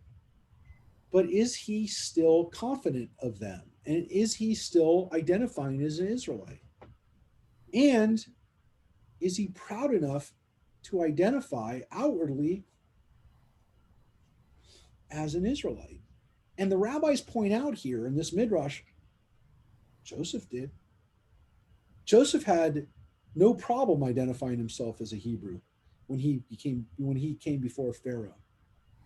But did Moses have an identity crisis that the rabbis pick up on here? Because they pick up on the fact that they introduce him as an Egyptian, and nowhere does he speak up and say, "Oh, I'm not an Egyptian," which he could have done. Maybe you could argue he should have done. He was on the flight. He was trying to get away from the Egyptians. He had no reason to tell him he was an Egyptian, but maybe he also didn't want to identify himself as a Jew. And for that, he's punished. Really serious punishment. Because even though you have a guy like Joseph who behaves like an Egyptian, dresses like an Egyptian, walks like an Egyptian, I just made it, but it's a song. Anyways, Moses doesn't ever take his Hebrew identity at this moment. And did he tell his family right away who he was? The rabbis seem to imply, and in this other midrash, that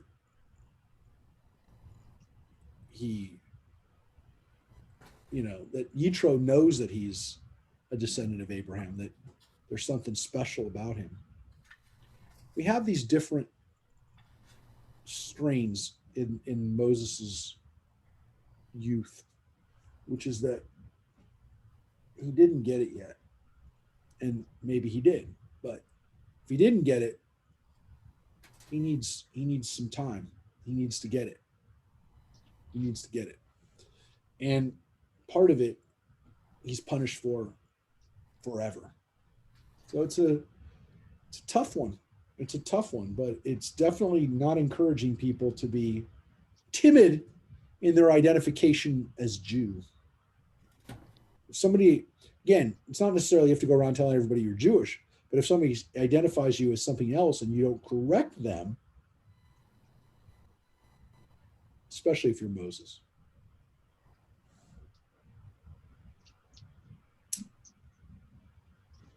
It's a pretty powerful one. I wanted to get to that one today so that you could read this. It's just like one line, but that's a pretty powerful line. I mean, that's not the most dramatic midrash we're going to read. It's not the most memorable midrash necessarily, or the most graphic visual, but whoa, that's a kick in the gut. That's a real lesson.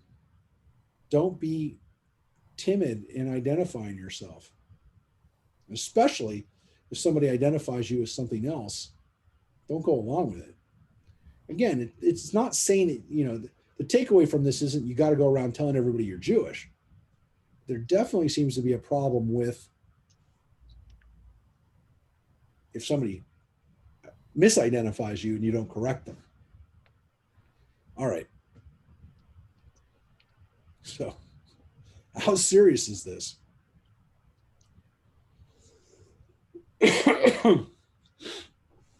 Zipporah hastened forth to execute her father's wish. And no sooner had she ushered him in than Moses requested her hand in marriage. Jethro replied, "If you can bring me the rod in my garden, I will give her to you." Moses went out and found the sapphire rod. There it's described as a sapphire rod that God had bestowed upon Adam when he had driven him forth from paradise. The rod that had reached Jethro after many vicissitudes, and which he had then planted in the garden. So after a lot of difficulty, this magical rod comes to Yitro. Moses uprooted it and carried it to Jethro, who convinced the idea at once that he was the prophet in Israel, concerning him all the wise men had foretold. Why? Because Yitro was one of those wise men at the time. Remember? We have that wonderful midrash that it was him, Balaam, and Job, the three wise men who were there with him back then. And it was Yitro who knew, don't mess with Moses. And that's why he gets to now be Moses' father-in-law. As soon as this thought struck him, he seized Moses and threw, I left that part out though. So as soon as that's it, that he would destroy their land and its inhabitants. As soon as this thought struck him, he seized Moses and threw him into a pit in the expectation that he would meet his death there. So here Yitro doesn't want him to do this.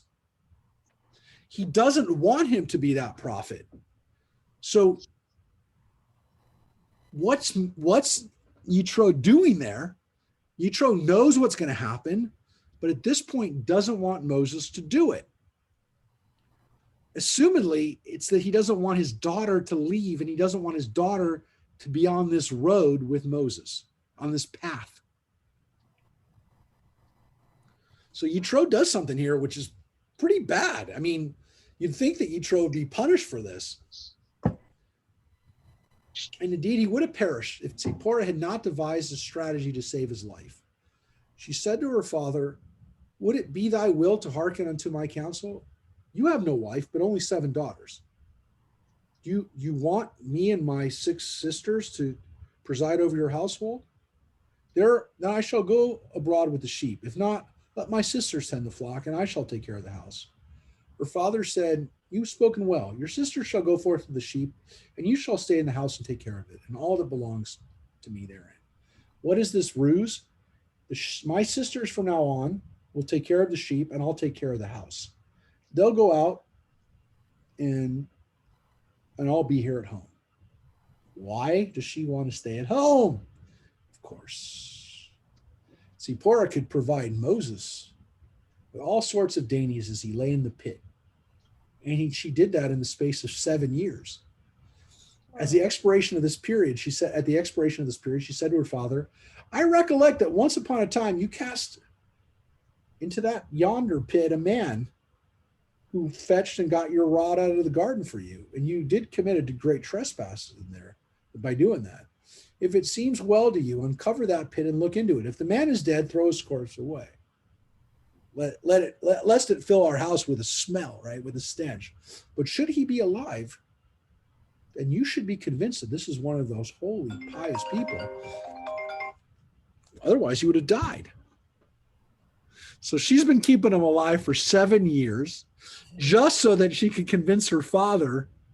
I mean, this is crazy. This is a crazy midrash, but it's definitely one of those Rapunzel type stories. The reply of Jethro was thus, you've spoken wisely. Do you remember his name? And Zipporah said, I remember he called himself Moses, the son of Amram. Yitro lost no time. He opened the pit and called out, Moses, Moses, which again is exactly what God's going to say to him, the burning bush. And he replied, Hineni, here I am, right? Here I am. And Jethro drew him up out of the pit, kissed him, and said, blessed be God, who guarded you for 7 years in the pit. I acknowledge that he slays and revives. You are wholly pious. And through you, God will destroy Egypt in time to come, lead his people out of the land, and drown Pharaoh and his whole army in the sea. So Yitro knows everything that's going to happen. Everything. Yet he still tried to kill him. He still tried to keep him away from his daughter. Now, the only argument you can come up with is, as much as this guy was destined to do these things, he doesn't want his daughter to be any part of it. But you can't argue with the miracle. Of course, it wasn't a miracle. The miracles are about to come because his daughter took care of him for 7 years in a pit. Now, I would have thought that 1 year in the pit, maybe 7 months, maybe 7 weeks in the pit with no food would be enough. It's not enough for legend. It's not enough for these tales. 7 years in the pit, which is another version of what happens to Moses when he's in Midian. So if you have this story, you don't have to have the other stories about Moses surviving, warfare and sieges and this kind of thing. This is his own hell on earth, if you will, just at home, domestic hell. Thereupon Yitro gave much money to Moses and bestowed his daughter Zipporah upon him as wife, giving her to him under the condition that the children born of that marriage in Yitro's house shall be divided into 2 equal classes, one Israelite and one Egyptian.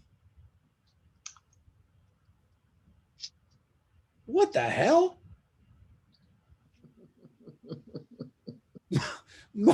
Moses has 2 sons, right? Zipporah bore him a son. Moses circumcised him and called him Gershom as a memorial of the wonder that God had done for him. For although he lived in a strange land, Ger Hayiti be'eretz Nochriah, I called him Gershom because I was a stranger there. The Lord had not refused him aid even there in Midian. Okay, that's the Jewish son, if you will. Moses was supposed to raise one son Jewish and the other son Gentile. That's what you just read.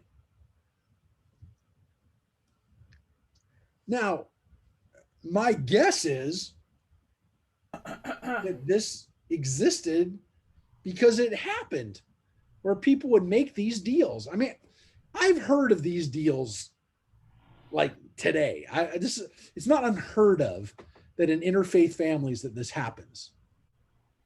Sometimes, they let the kids choose. Sometimes they give them both, and whatever. People write about. I mean, there's a lot of people have written about this. Very, very rarely I've heard that one kid was raised Jewish intentionally. Sometimes, again, the kids choose their path, but very rarely I've heard where they said that the son would be Jew, the son would be Gentile and the daughter would be Jewish because Judaism was passed through the daughter's line. I've heard of these things. I've heard stranger things than this, but that Moses, the great Jewish leader, has a kid who has to be raised Egyptian, which again seems to imply that Yitro, who's a Midianite, was really an Egyptian Midianite. He was an Egyptian courtier who took refuge in Midian, but was a leader of Midian, but wasn't Midianite himself. And therefore Moses winds up with the same dual identity with Egyptian and Midian, Egyptian and Israelite. I think it's more interesting that he has a dual identity at one point in his life where he's Egyptian/Israelite, and now he's Midianite/Israelite. But whatever. Let's just, for the sake of it, let's go with this Midrash as it is. Why do we have this Midrash, folks? Why is this Midrash even here? What made the rabbis write a Midrash like this? Does it happen? Anyone want to venture a guess? Anybody?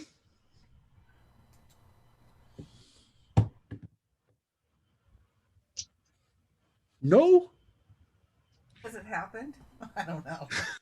Does it happen to other people? Well, probably. That's probably why it's there. But still, it begs the question, why did they come up with this tale? Well, I'll tell you, there's a problem in the text, and it always goes back to the text, right? It always goes back to something in the Torah.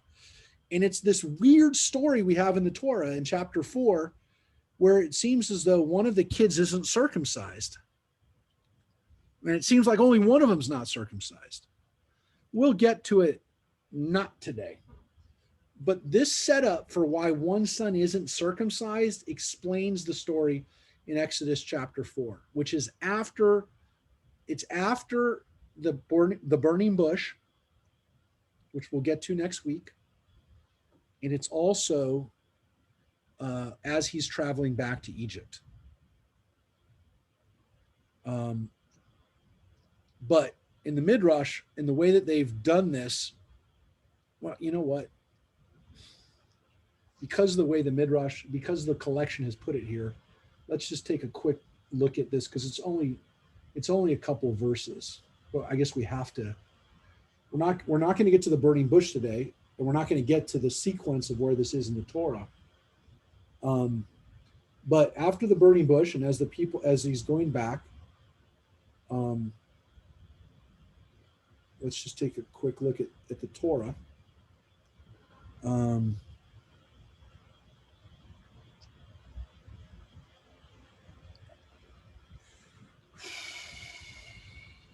Let's take a look at it.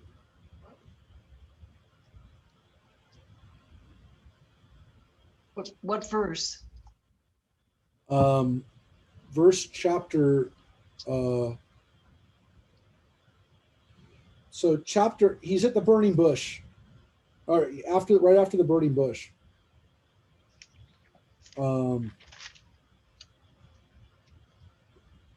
Moses went to his father-in-law, Yeter. He's called Yeter there, not Yitro or Reuel, the other name. Let me go back to my kinsmen and see how they're faring in Egypt. And Jethro said to him, go in peace.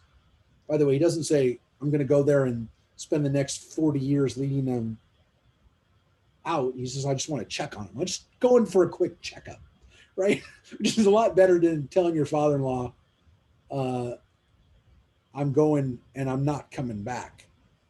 The Lord said to Moses and Midian, go back to Egypt, for all the men who sought you there to kill you are dead. So that's how the story is set up. It's kind of woven together. I will say it's confusing because there's slightly different versions of the same story here. I will tell you that. I mean, it doesn't seem to make sense. And the Midrash is going to get to the other gap here, I don't want to say something that doesn't make sense here. which is Moses says to his father, I'm going back. God says, time to go back. And then we have Moses took his wife and sons and mounted them on an ass and went back to the land of Egypt. Moses took the rod of God with him. There it is, the rod. And the Lord said to Moses, when you return to Egypt, see that you perform before Pharaoh all the marvels that I put within your power. I, however, will stiffen his heart so that he will not let the people go. Thus you shall say to Pharaoh, thus said the Lord, Israel is my firstborn son. I have said to you, let my son go, that he may worship me, that you refuse to let him go. Now I will slay your firstborn son. So here it seems as though it's gone back to God talking to Moses kind of in the burning bush type way.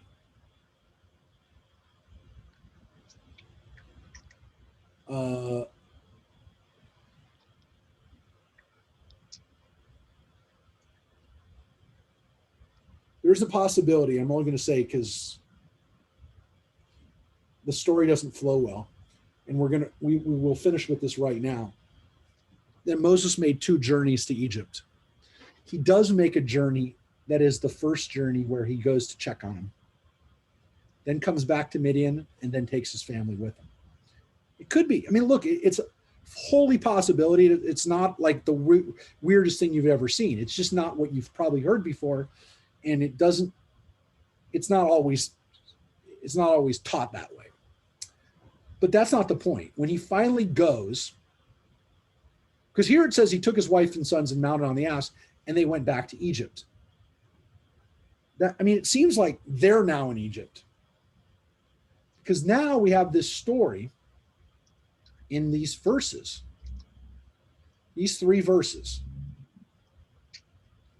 At the night encampment on the way, the Lord encountered him and sought to kill him. So Zipporah took a flint, cut off her son's foreskin, touched his legs with it, saying, you are truly a bridegroom of blood to me. And when he let him alone, and when he, meaning God, let him alone, she added, a bridegroom of blood because of the circumcision. Those 3 verses. And then, because the next verse says, and the Lord said to Aaron, go meet your Moses in the wilderness. And he went and met him at the mountain of God, and he kissed him. And Moses told him all the things. That story's over. It's 3 verses, and it's one of the most confusing, unintelligible stories that we have in the whole Torah. I will tell you, we really don't know what's going on there. We don't. I mean, the greatest scholars of the Bible have told me they don't know what's going on there. People have written about it. People have tried to understand it, the context. We don't really know. But it seems as though, again, God tried to kill Moses as he's coming back. That seems to be the simple explanation, or what's in the text.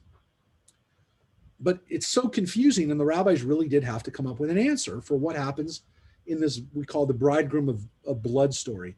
Again, it could be that Moses killed somebody when he was back in Egypt. He has to do some kind of ritual of blood for blood.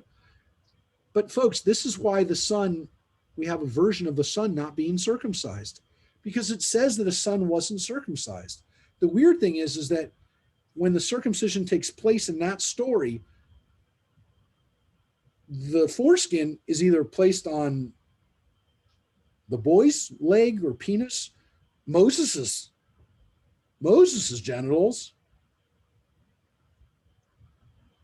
and some ritual of blood expiation is done there. It's very weird. Here's the version that we have. Oh, wait.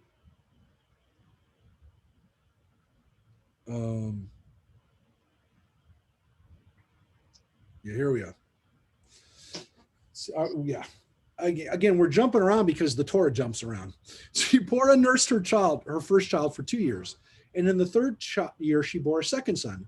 Remembering his compact with Jethro, Moses realized that his father-in-law would not permit him to circumcise this one too. And he determined to return to Egypt, that he might have the opportunity of bringing up his second son as an Israelite. So in this version of the story too, he has to get out of Midian to get his son to be able to be Israelite. On the journey there, which by the way implies that Moses, even though he agreed to it, wasn't going to really agree to it, wasn't going to go through it. On his journey to Egypt, Satan appeared in the guise of a serpent and swallowed Moses down to his extremities.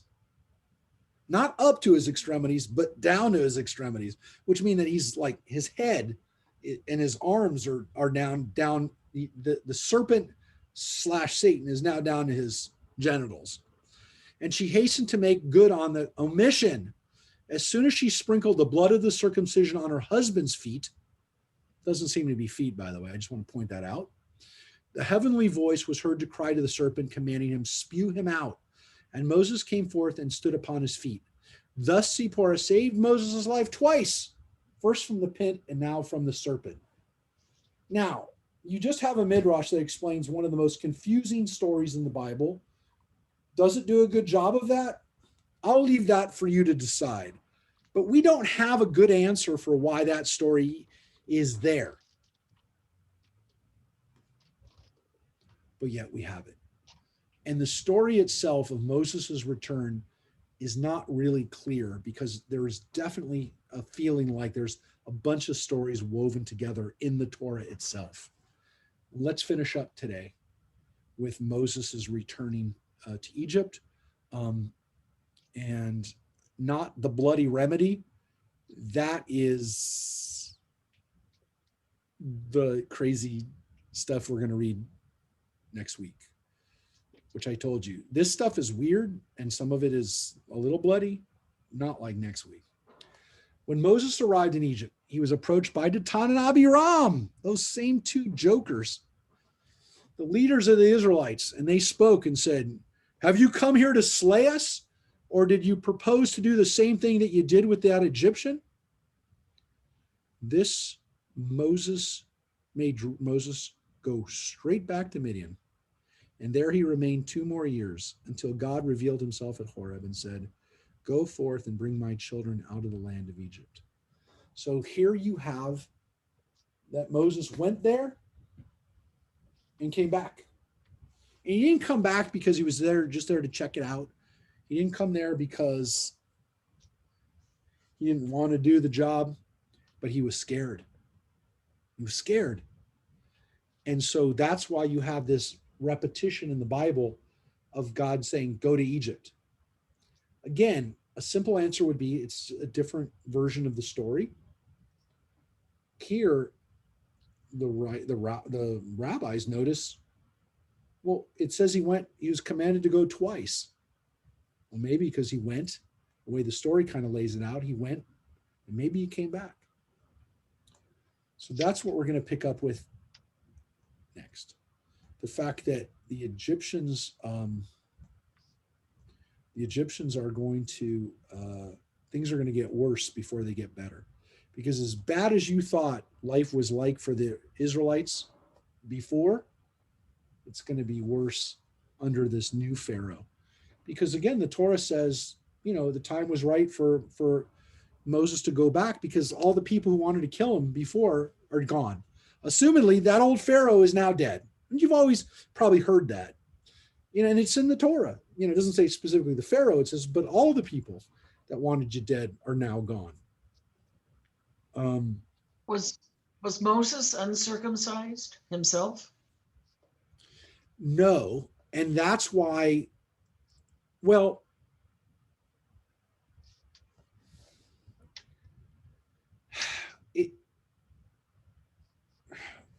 the confusing part of the circumcision is that it says the son is circumcised. At that moment that Zipporah steps in, she circumcises the son. That's for sure. Whether Moses was himself circumcised, we assume that he was, and that the circumcision allows a new foreskin to be placed on him that somehow is a rebirth or is a expiation for the life that he took, that he never, remember, Moses never was punished for it. I mean, he's not punished for he ran away. He had to live outside of Egypt, but he's never really punished for taking a life. So it is possible that there had to be some type of, he had to do something in order to come back. when Zipporah says, "You're a bridegroom of blood to me," Chatan, the word is Chatan Damim. You're a bridegroom of blood. Chatan Damim. Many people have pointed out this sounds like a title. This sounds like a classification of people. That you are a, essentially it's like you're a bloody killer husband. You're my husband killer to me. I mean, that's kind of what she says. Is that now because the blood is now cleared him so he can go back? We don't really know, but the problem is the Torah says that it's God who attacked him. Now, the rabbis don't like that at all, which is why they have it be Satan, but Satan on God's orders. It's not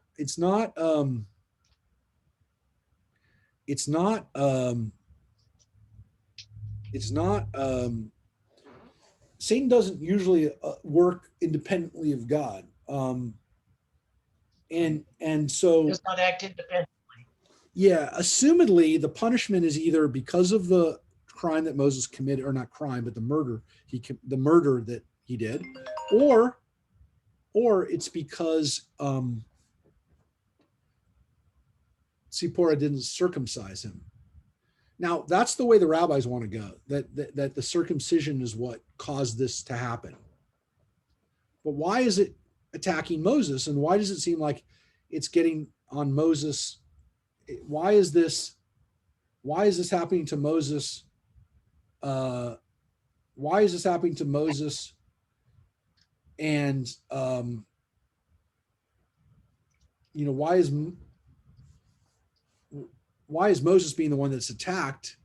I guess you could say because he didn't circumcise the son and it's his responsibility. But the way the Midrash sets this up, the legs that, and again, the word raglav is the Hebrew is the word for legs, but it's also the word for penis. I mean, it is the It's a Torah, euphemism. yeah, the Torah sets it up for that. It doesn't say when it says it touched his legs, whose legs the his are. I mean, I will say that, but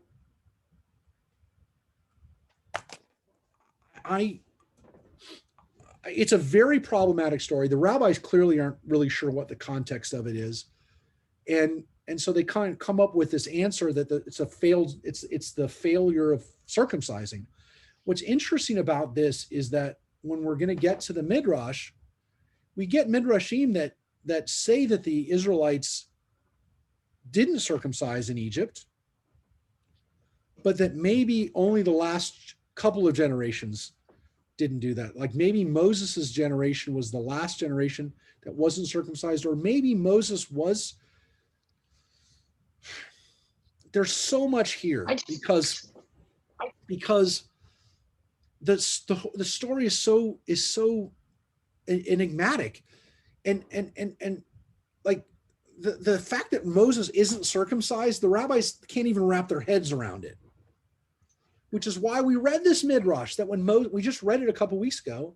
We've read so much other mind-blowing things. I don't know that you need to remember this. We have a Midrash that Moses is born circumcised.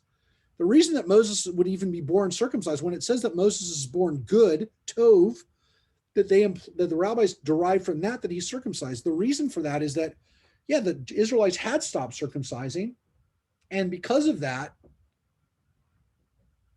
he was born circumcised so that he wouldn't have that problem, where they would have this missing, that Moses was missing circumcision.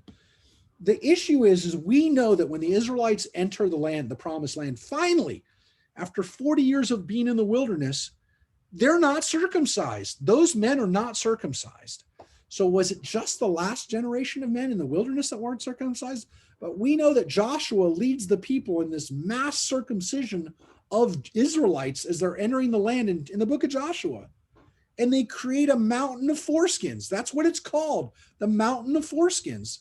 And this was part of the ritual of the entry of the Jewish people into the promised land. They cross the Jordan River and they make a mountain of foreskins. I mean, it's crazy when you consider this idea that like everybody, it was a mass thing of foreskins of adults circumcising themselves. But all of this still gets back to these weird lines that are in the Torah. So, the rabbis are trying to come up with an answer for why Moses gets attacked like this in this weird way.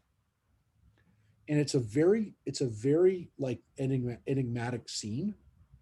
And it's very possible that when the Torah was first being read and taught and written, whatever you want to say, that those stories made sense to the people in a context that the Chatan Damim was a known ritual. And so they knew what it meant. The rabbis didn't know what it meant. We don't know what it means. We maybe even have a better idea of what it means because we have other anthropological studies of similar rituals in other cultures where people do some kind of circumcision or some kind of bodily cut in order to make up for a murder or a manslaughter situation. I just read that sometimes circumcision was a marriage rite. Yep. And this definitely seems to have some kind of thing here on this. But it seems, again, Moses is not, we know for sure, believe me, I've studied this portion I've studied those verses, forget portion. I've studied these 3 verses with scholars for hours. I mean, I've had classes on this, not really classes, but like I made the class on this with them because I said, I got to know, help me with this. And one of my professors ended up writing a paper.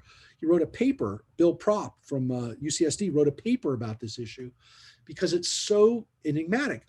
We know whose foreskin is cut. We don't know whose legs they're put on. And we don't know for sure whether Moses himself was circumcised. We don't. But the whole story seems to be connected to, and again, it's a seam. I don't want to say we know for sure. It's definitely when Moses is coming back to Egypt. And so, and we know that it's God that is directing this. This isn't, as much as the rabbis want to put Satan as the bad guy who's attacking Moses, because they don't want God to attack Moses directly. It's definitely done with God's command. So those things are in the text. So why it had to happen, we don't know for sure.